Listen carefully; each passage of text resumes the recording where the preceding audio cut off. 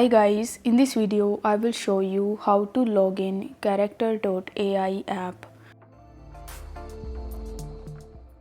For that you just have to launch your Character.ai mobile application, and over here you are going to see the login tab. So you need to tap on login and then you will be redirected on this page where you will be asked to log in into your account by providing your email address and your password.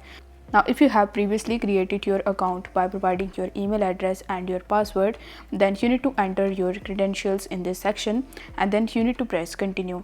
Now, if you have created your account by providing your Google account or with your Facebook account or with your Discord or Apple account, then you will have to select that option in the bottom.